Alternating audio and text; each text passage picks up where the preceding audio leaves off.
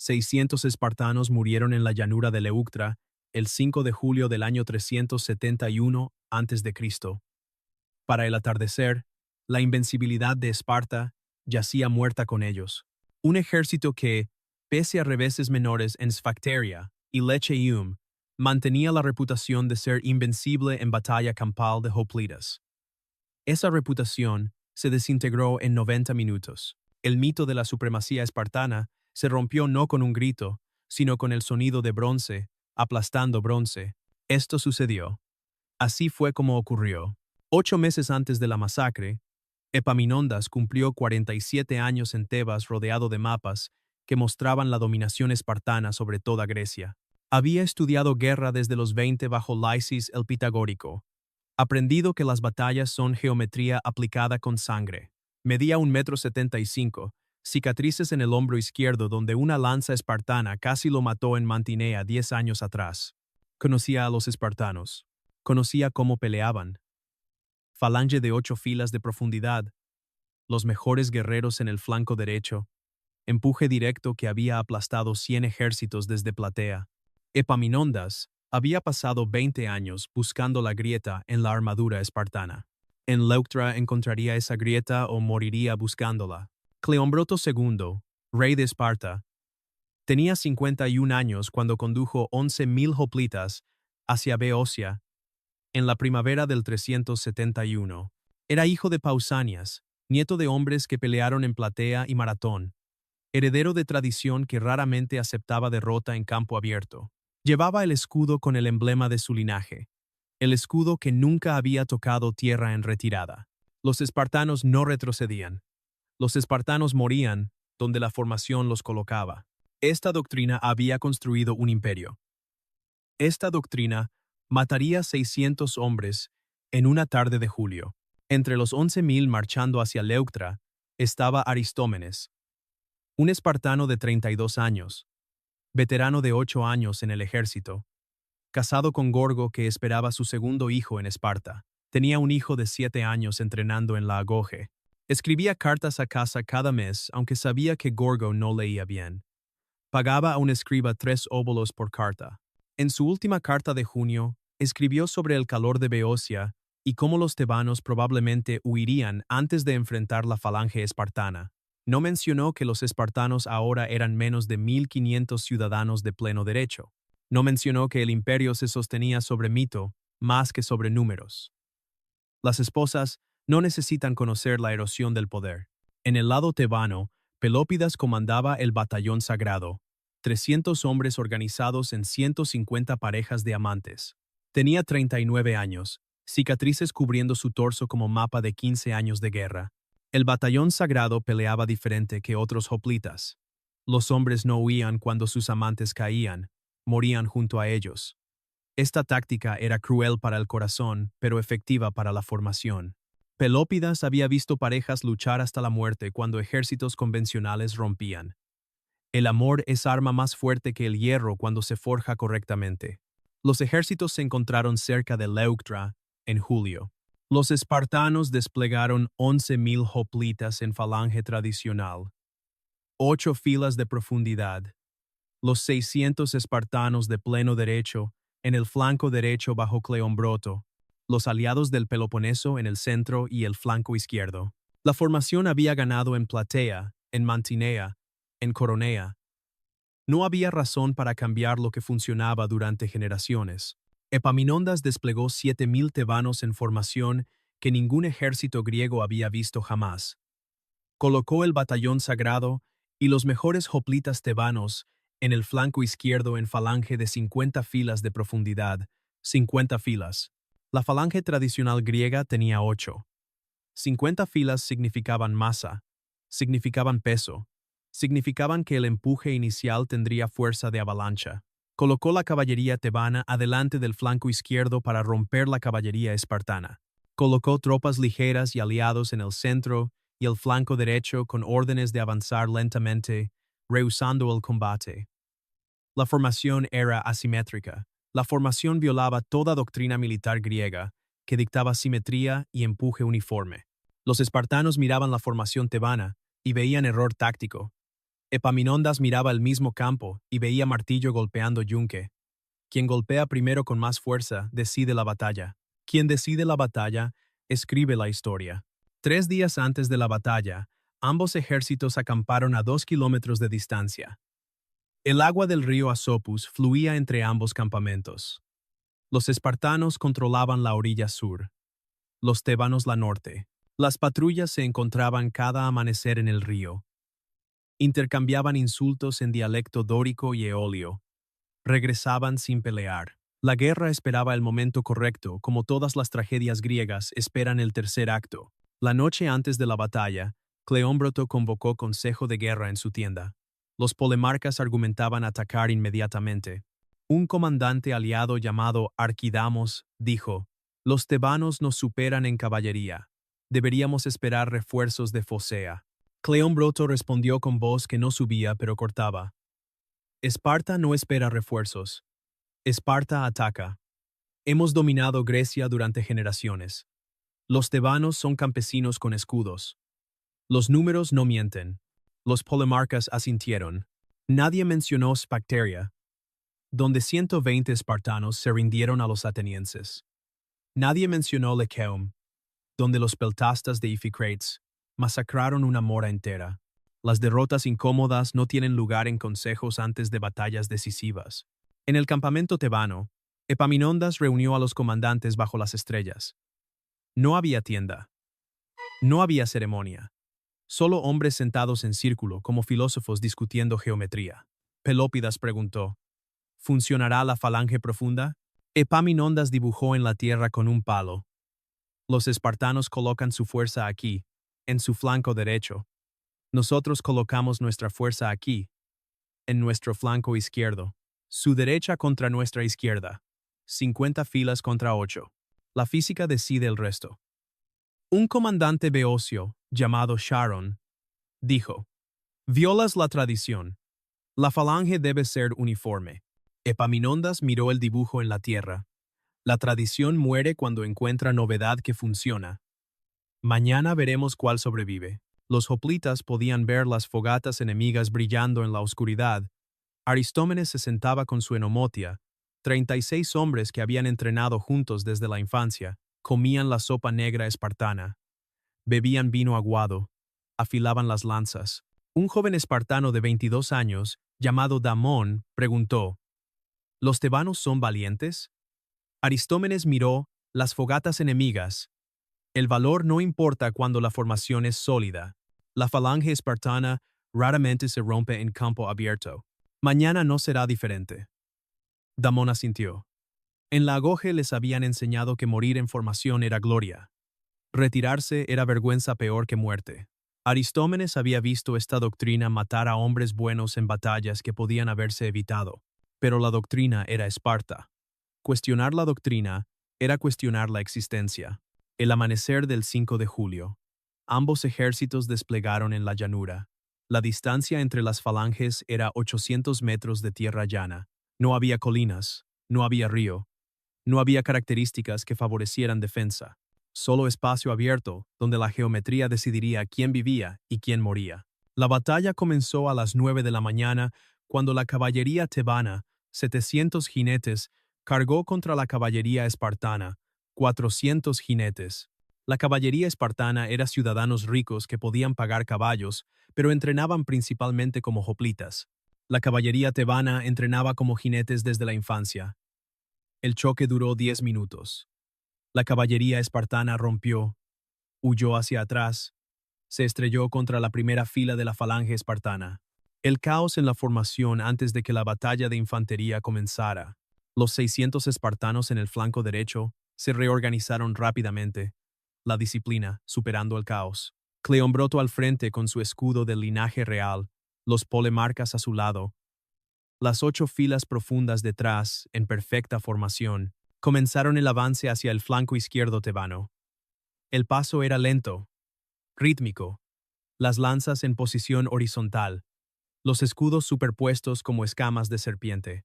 El canto de guerra espartano llenaba el aire, no un grito, sino un himno a Cástor, sonido que había aterrorizado enemigos durante generaciones. El flanco izquierdo tebano avanzó hacia los espartanos. 50 filas profundas. El batallón sagrado en las primeras 3 filas. 300 amantes que no huirían mientras sus parejas respiraran. Detrás de ellos, 47 filas de hoplitas tebanos empujando con peso acumulado de 5.000 hombres concentrados en frente de 150 metros. La masa creando presión que ninguna falange de 8 filas podía resistir por física simple. Las falanges chocaron a las 10 de la mañana. El sonido era como 1000 yunques golpeados simultáneamente. Bronce contra bronce. Madera contra madera. Carne contra carne. Las primeras filas de ambos lados murieron en los primeros 30 segundos, aplastadas por el impacto del choque, las lanzas atravesando escudos, encontrando carne, empujando a través de cuerpos que se convertían en obstáculos para los hombres detrás. Aristómenes luchaba en la tercera fila espartana. Veía la espalda de su comandante de Enomotia adelante. Sentía el empuje de los hombres detrás. Escuchaba el rugido del combate que no era voces individuales sino estruendo único. Empujaba cuando la fila adelante empujaba. Sostenía cuando ellos sostenían. Su lanza encontró carne tebana 2 veces en los primeros 5 minutos. No vio rostros. Solo vio el hueco donde empujar. Empujó. Retiró antes de que la lanza se atascara. En el lado tebano, Pelópidas luchaba en la primera fila del batallón sagrado. Epaminondas comandaba desde la segunda línea, dirigiendo pero también sangrando, porque los tebanos no conocían líderes que no participaran. Pelópidas había matado 4 espartanos en los primeros 10 minutos. Cada muerte requería 3 movimientos. Bloquear lanza con escudo. Empujar lanza bajo el borde del escudo enemigo. Torcer y retirar antes de que el siguiente espartano tomara posición. 4 espartanos significaban 12 movimientos con brazo derecho que ahora ardía desde el hombro hasta la muñeca. Pero el empuje de 50 filas detrás lo sostenía. Cuando tropezaba, los hombres detrás lo empujaban adelante. La falange profunda no permitía retroceso, solo permitía avance porque retroceder significaba ser pisoteado por los propios compañeros. A las 11 de la mañana, la física comenzó a manifestarse. 8 filas espartanas empujando contra 50 filas tebanas. El peso acumulado de 5.000 hombres contra el peso de 600. La falange espartana comenzó a ceder. No rompió, porque los espartanos no rompían fácilmente, pero cedió. Retrocedió 1 metro, luego 2. Los espartanos en las primeras filas morían, y los hombres detrás tomaban sus lugares. Pero el número de reemplazos disminuía, mientras el número de tebanos empujando permanecía constante. Cleombroto cayó a las 11:30. Una lanza tebana lo atravesó por debajo del peto, entró entre las costillas, encontró el pulmón. Cayó sin gritar. Un rey espartano no grita cuando muere, simplemente deja de respirar. Los polemarcas se cerraron alrededor de su cuerpo intentando protegerlo. 4 polemarcas murieron en los siguientes 5 minutos tratando de recuperar el cadáver del rey. La doctrina espartana dictaba que ningún rey se abandona en el campo. La doctrina mató a los guardias del rey uno por uno. Aristómenes vio a Cleombroto caer. Vio a los polemarcas morir. Vio la falange espartana retrocediendo metro por metro bajo presión que no disminuía. Por primera vez en 32 años, sintió algo que ningún espartano admitía sentir. Miedo. No miedo a la muerte, sino miedo a que la formación se rompiera. Miedo a que la tradición de generaciones terminara en esta llanura, bajo el sol de julio. Su enomotia retrocedió 3 metros. Luego, 5. Los hombres detrás empujaban, pero el empuje tebano era como marea, constante e inevitable. A mediodía, la falange espartana se desintegró.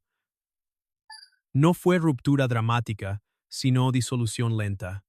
Los hombres en las filas traseras comenzaron a retroceder más rápido que las filas frontales. Los espacios aparecieron entre los escudos. Los tebanos empujaron a través de los espacios. La formación, que raramente se rompía en campo abierto, se rompió no con explosión, sino con suspiro colectivo de hombres que ya no podían sostener el peso empujando contra ellos.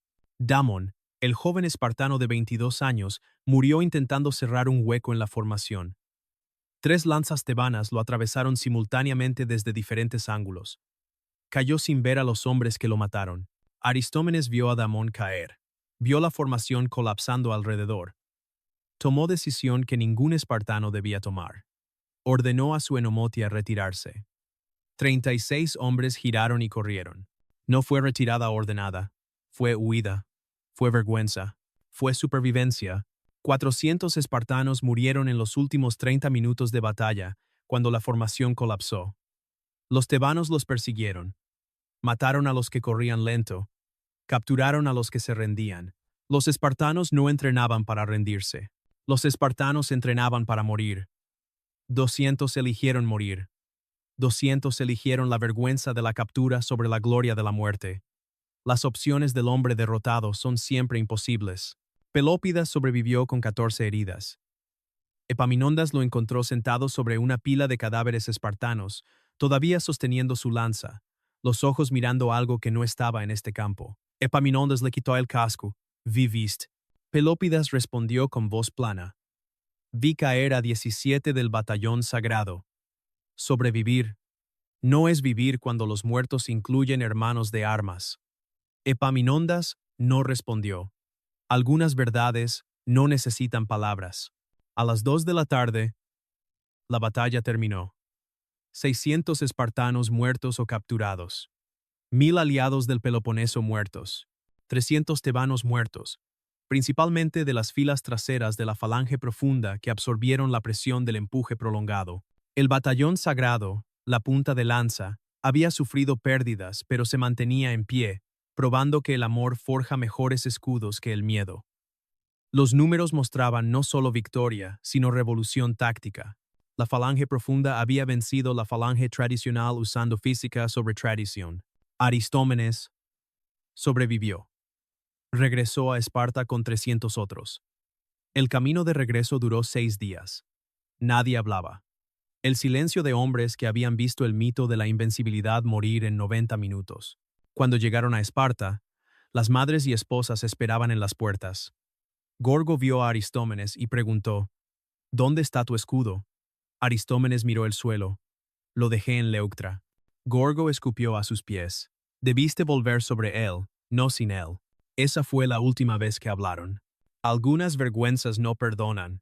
Las autoridades espartanas decretaron que ningún sobreviviente de Leuctra sería castigado por huir. La decisión era práctica. Esparta no podía permitirse perder 300 ciudadanos más. Pero la vergüenza permanecía. Los sobrevivientes llevaban la marca invisible pero permanente de hombres que corrieron cuando la doctrina dictaba morir. Epaminondas no persiguió a los espartanos hacia el Peloponeso. No tenía recursos para asedio de Esparta, pero había roto algo más valioso que muros. Había roto la creencia en la invencibilidad espartana. 3 meses después, Mesenia se rebeló. Los ilotas que habían servido a Esparta durante 300 años se levantaron. Epaminondas marchó al Peloponeso, fortificó Mesenia, liberó a 100.000 ilotas. Esparta perdió la mitad de su territorio y 2/3 de su fuerza laboral en 6 meses. Cleombroto recibió funeral de estado en Esparta. Su cuerpo fue recuperado del campo bajo tregua. Lo enterraron con su escudo ancestral y su lanza rota. Las mujeres espartanas no lloraron porque llorar era debilidad, pero los hombres sabían que habían enterrado algo más que un rey. Habían enterrado la era de la dominación espartana. Las tácticas de Leuctra fueron estudiadas durante siglos. 50 años después, Filipo de Macedonia usaba la falange profunda de 16 filas y la caballería de choque. 100 años después, Alejandro combinaba falange macedonia con caballería pesada para conquistar Persia. 500 años después, los escritores militares romanos estudiaban Leuctra como ejemplo de cómo la innovación táctica vence la tradición. La derrota de Esparta se volvió la lección que toda academia militar enseñaba. La doctrina que no evoluciona muere cuando encuentra enemigo que aprendió a evolucionar. Epaminondas murió 7 años después en la batalla de Mantinea, atravesado por una lanza mientras comandaba otra victoria tebana. Tenía 54 años. Había pasado 30 estudiando guerra y 7 rediseñando Grecia. Sus últimas palabras fueron: «He vivido lo suficiente. Muero invicto». Lo enterraron en Tebas sin monumento, porque había decretado que las victorias eran monumento suficiente. Algunos hombres construyen con piedra, otros construyen con ideas que sobreviven milenios. Aristómenes vivió 32 años más. Murió en Esparta en el año 339 de fiebre a los 64. Nunca recuperó el honor perdido en Leuctra. Nunca habló con Gorgo, después del día, que regresó sin escudo. Su hijo de la Agoge murió en escaramuza menor en Arcadia en el año 365. La línea familiar terminó. Algunas vergüenzas matan no solo al hombre, sino a las generaciones futuras. Esparta nunca recuperó el poder después de Leuctra. 100 años después era ciudad turística, donde los romanos ricos visitaban para ver los descendientes de los guerreros legendarios viviendo en pobreza digna. 200 años después era memoria. 300 años después era mito. El imperio construido en disciplina y tradición murió cuando la tradición se encontró con la innovación en la llanura de Leuctra. Pero el silencio también es testimonio. Siglos después, cuando los viajeros caminaban por la llanura de Leuctra, encontraban fragmentos de bronce oxidado enterrados en la tierra, puntas de lanza rotas, clavos de sandalias militares, fragmentos de escudos con emblemas ancestrales apenas visibles bajo la oxidación. La tierra guardaba los restos de 600 hombres que murieron defendiendo doctrina que ya estaba obsoleta cuando sus corazones dejaron de latir. Los fragmentos revelaban lo que los textos antiguos omitían, que Esparta murió no por debilidad, sino por rigidez. No por cobardía, sino por negarse a adaptar. No por perder soldados, sino por perder la capacidad de imaginar que su manera de pelear podía no ser la única manera de ganar. Leuctra demostró que la tradición es arma de doble filo. Construye imperios cuando es innovadora. Destruye imperios cuando se osifica. La falange espartana de 8 filas había conquistado Grecia cuando era nueva. La falange tebana de 50 filas la destruyó porque Epaminondas entendió que la guerra es física aplicada, no tradición repetida. El maestro siempre es vencido por el estudiante que aprende las lecciones y luego las trasciende. La llanura de Leuctra permanece vacía. Los agricultores griegos evitan arar profundamente allí diciendo que la tierra está llena de huesos. El viento que sopla a través de la llanura suena como el canto de guerra espartano que se detuvo abruptamente en el mediodía del 5 de julio del año 371. Tal vez es el viento. Tal vez es la memoria de un imperio que aprendió demasiado tarde que la invencibilidad es ilusión que dura solo hasta que alguien encuentra la grieta en la armadura.